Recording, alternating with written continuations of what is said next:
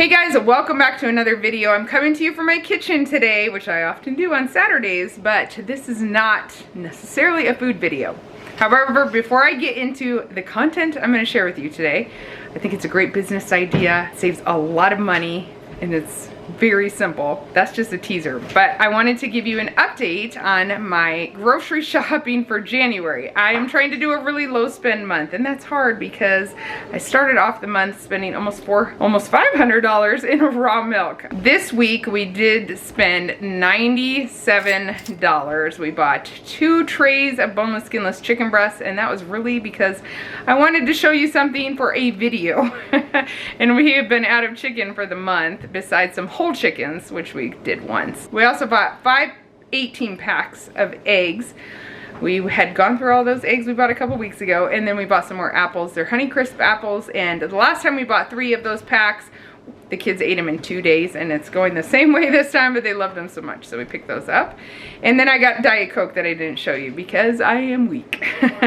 Anyway, that all came to $97, so I will show you my total here for the month. Normally, now we're spending $2,000 a month in groceries for our family of 13. I know we're well under that, but still, I was hoping to be less than that. It's still good. We've still saved a lot of money, and it's been successful. So we're going without. We're almost done with our cheese. I'll show you in our next week's video some what's for dinner, hopefully, and you'll see how we're stretching things. We're trying to use up things in our pantries and just really cook out of our pantries and freezers of stuff we already have. It's been great. I'm glad that our pantries aren't depleting too much. We definitely have a good stock of a lot of things, and then some things we're using up and we're gonna have to buy next month to replenish. But that's a little update on that. Now today I'm going to show you and make with you a whole bunch of beeswax candles. I really love beeswax candles lately. I just tried them a couple years ago because I've heard of the health benefits that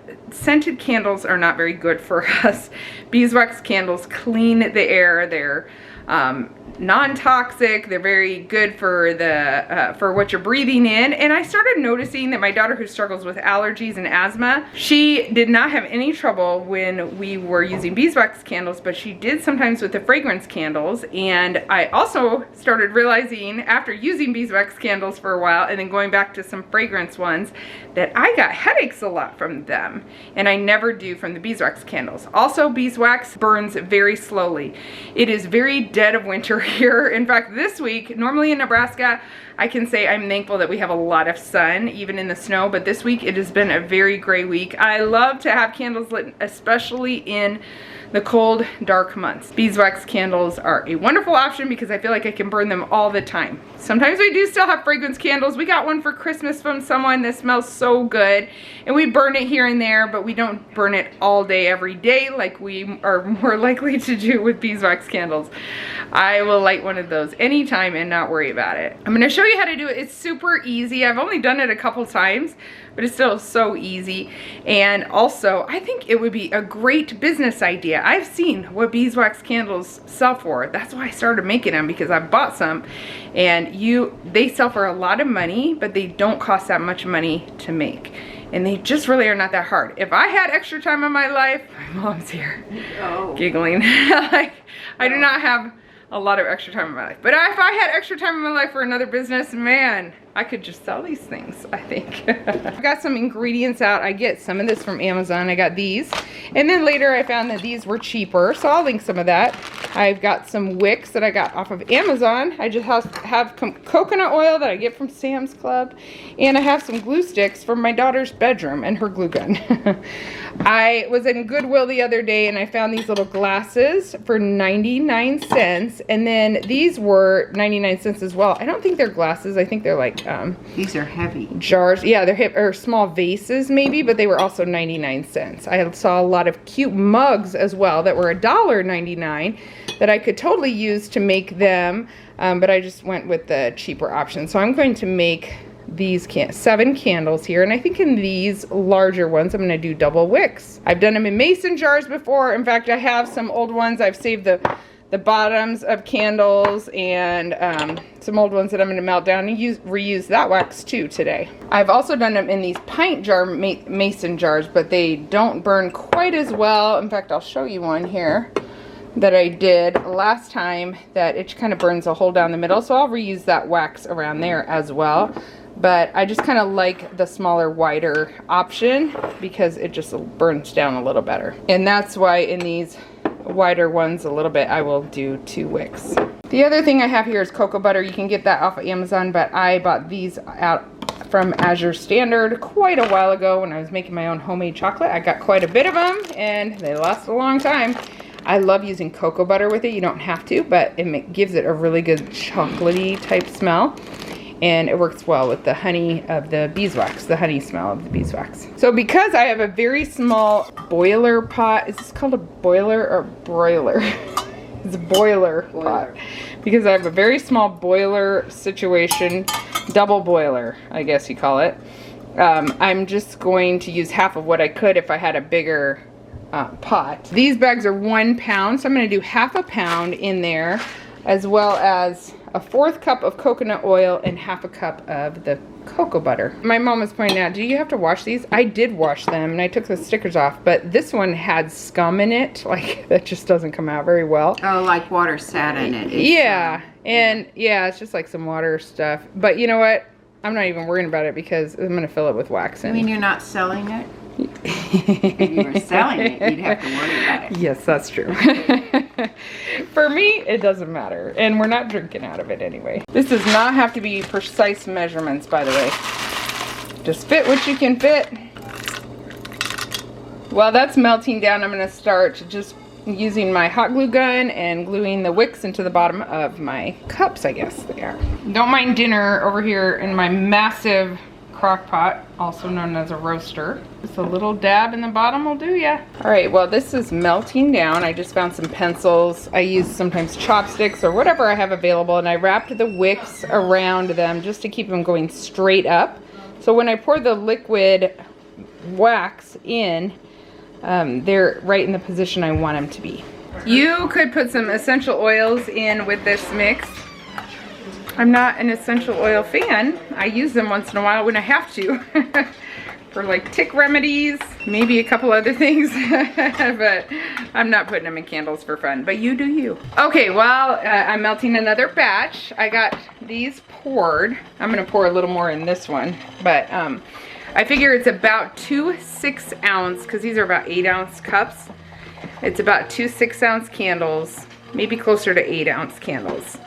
So I did the math, and for 2 candles, homemade, it comes up around $5. That includes the wicks, which are 100 for $5. The wax, which was 3 pounds for $18.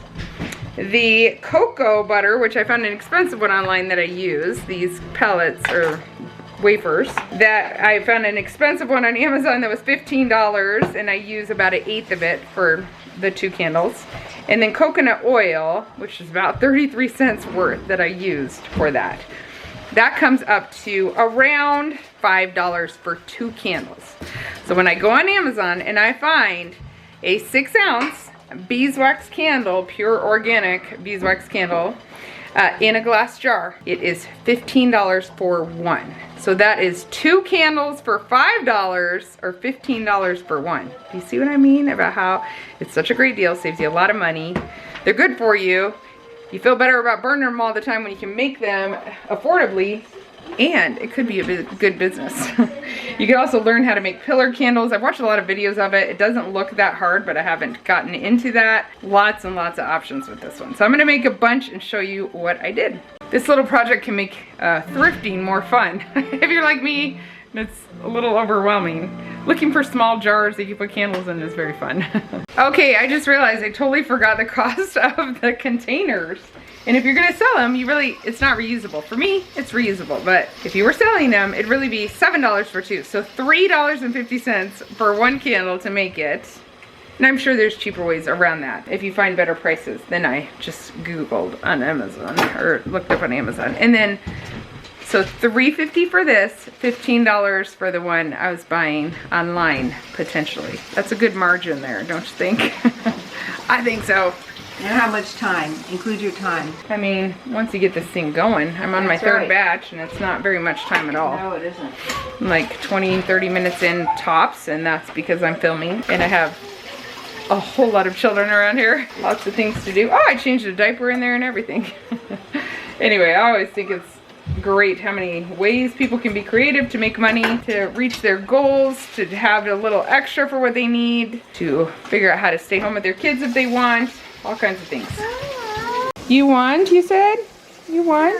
Yeah, you want. Yeah.